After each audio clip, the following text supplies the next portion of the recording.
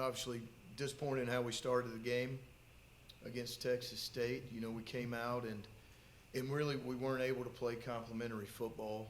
You know, if you look at it, I felt like early defensively, you know, we came up with some big stops, some big plays. We come out offensively and 4 consecutive 3-and-outs. Obviously is not complementary football, and we've got to be able to establish drives early. You know, give credit to Texas State. We knew they had a good defensive front. We knew they had a good defense, but we also felt like, you know, we could establish drives and be able to move the sticks and generate points early. That didn't happen. We got behind, obviously early, and to go into the half 28-0. You know, I knew that was going to be an opportunity for it, really a situation that we have not really been in this year, you know, minus Texas. And it was an opportunity for our team to show its character, to show its really its resilience. And we were going to find out a lot about our football team in the second half. I felt like, you know, we come out 13 plays, touchdown. Defense gets a stop, 7 plays, touchdown. We cut it to 28-14. Defense gets another stop, and we had a lot of momentum at that time. And we put 2 balls on the ground in a row and make it 3rd and 17 and just completely stopped our momentum at that moment. You know, we were able to get another stop, you know, and we've got to pass. We've got to move the ball right there. You know, we fall down and we turn it over. Defense was able to hold on right there and give up a field goal in a bad situation. And then we were able to really come back down and drive the ball inside the 11-yard line, and, you know, we have to settle for a field goal. So, and then they were able to run it out. You know, it's you know, it's proud of what our team, how they fought back in the second half, you know, down 28-0. Obviously, we've got to be able to play complementary football where our defense is getting stops. We're able to get drives. We're able to win field position, but was able to really make it a game in the fourth instead of a valiant comeback in the fourth. But, you know, on to the next game. You know, we've got to look at it and really be able to work on our execution early in the game. That's something that we've got to start fast. You know, we've got to start fast, and we've got to be able to finish strong. And that's what we work on daily, but we just got to continue to work on it until it starts showing up in the game. Questions? Coach, there was a comeback, and this script was a little different because you normally started fast. So in the locker room, I guess I'm more interested in the locker room. How did, like you said, they've not been in this situation before, the response of your team? You know, again, they were disappointed, but I think something that we continue to stress here day after day after day, it's your response. It's not your reaction.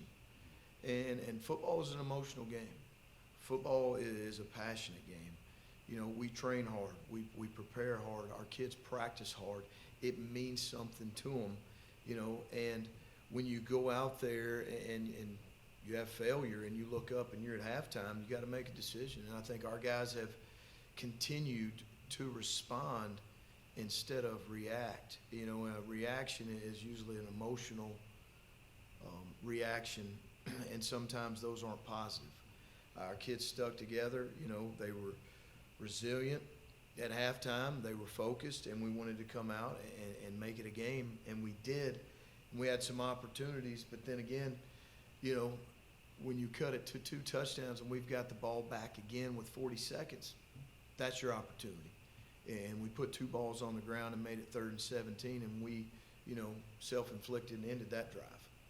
And those are the moments in the game that we just got to continue to make those plays to drive the ball down and make it a 1-touchdown game.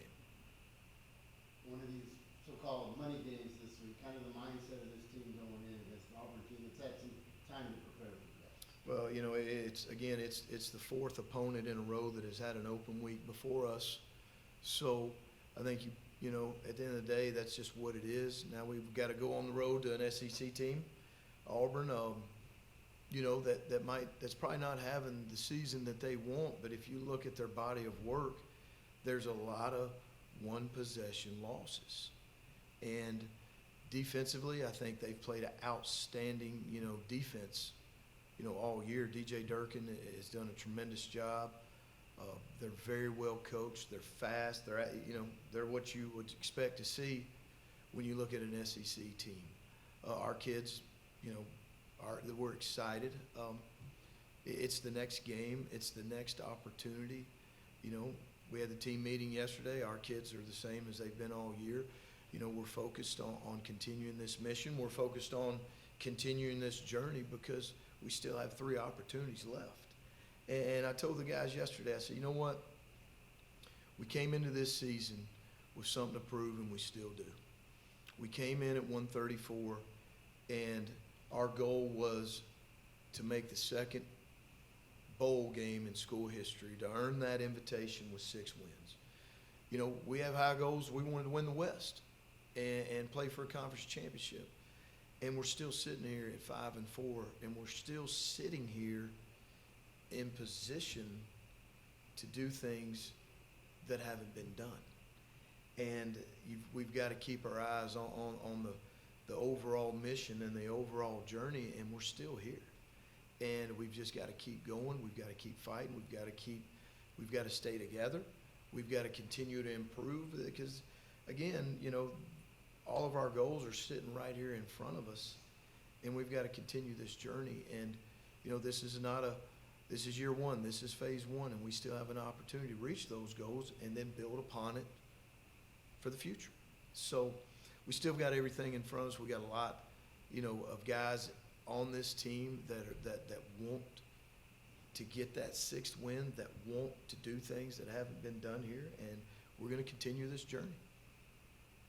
Coach, we talk about it all the time. When you get to this point in the season, you obviously have a bunch of guys that are still bumped and bruised.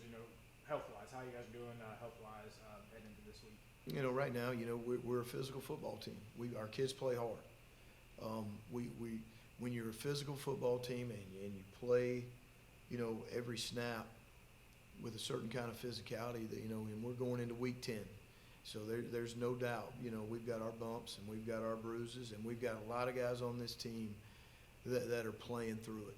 There's a lot of tough guys. We've got a tough football team that's playing through it. And, this is what it is. This is the journey we're on, and this is what it is. And now we've got to go on the road, and go play Auburn. And then we've got to get prepared to, after that one, we got to go on the road again and play an Arkansas State team. That'll be the first team that doesn't have an open week before us in a month. So that's just the issue with not getting one single Tuesday game, from the Sun Belt. Those guys that play those Tuesday games, they get those 4 days extra off. And I guess it's based off your past success that we didn't get chosen for one single one of them. But I think we'll get chosen for one next year. Maybe we can be able to play on a Tuesday and get a 4-game break before we play the next opponent in a row. Blocking out negativity. Look, a lot of people didn't think this team would be 5-4 at this point, and that's probably in a lot of ways not exceeding your team's expectations, but a lot of folks' expectations. I know there's some people, if you don't watch out, will sneak in and give you their opinion. How do you stay focused? How does this team stay focused, and how do you block that out? I think you've got to keep everything within these walls. And we talked about that Sunday. Really, the last 2 team meetings is, it's everything is within these walls. And our team, we hear say it a lot, we're all we got and we're all we need.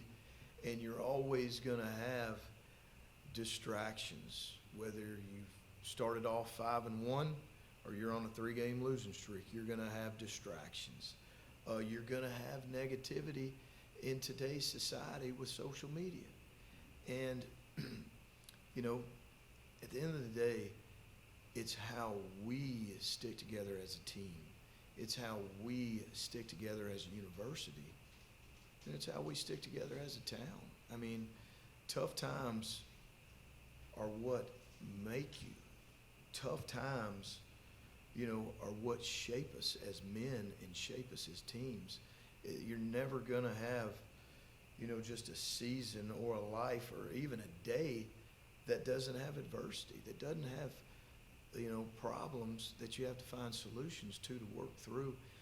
We've got a close team. We've got a team that cares about each other. We've got a team that understands there's a lot of teams in this country that would like to be 5-4 with 3 games left.